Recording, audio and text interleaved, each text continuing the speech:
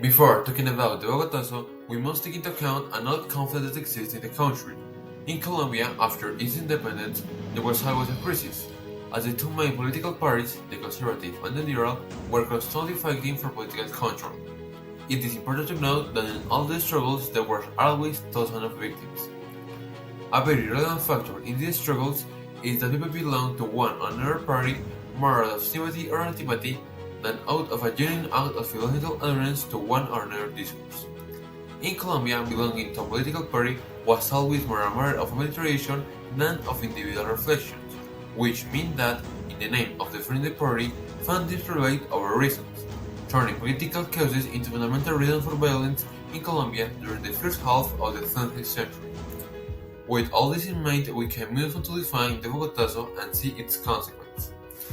On April 9, 1948, shortly after 1:05 p.m., when Jorge Serguitan was leaving his office on the fourth floor of the Agustin Nieto building, he was hit by 3 shots from an old .38 caliber short revolver in the possession of Juan Sierra, an unemployed man who lived with his wife and daughter in the Ricarte neighborhood, and who was lynched in the midst of the riots and protests that spread through the city. Jorge Serguitan was taken to the central clinic to receive treatment, but he died that same day. After his death, angry people protested violently and caused total chaos in the streets of Bogotá. Cars, buildings, and business were set on fire. There were fights and deaths in the streets.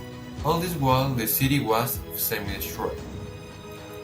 This precisely what is known as Bogotazo, the city of Rio that occurred in Bogotá and other places in Colombia after the designation of the leader of the Liberal Party, Jorge Serguitan, and that in turn marked the beginning of the period known as La Violencia, a civil war between liberals and conservatives that led hundreds of thousands of victims.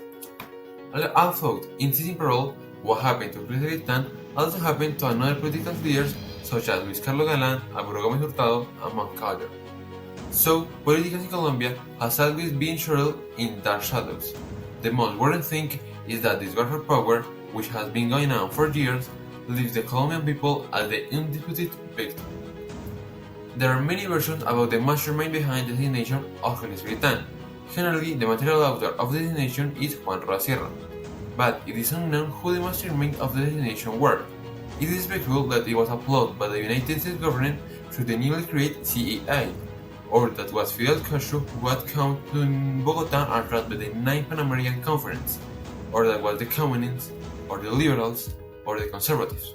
As I already mentioned, until today it is not known for sure. Created using Powtoon.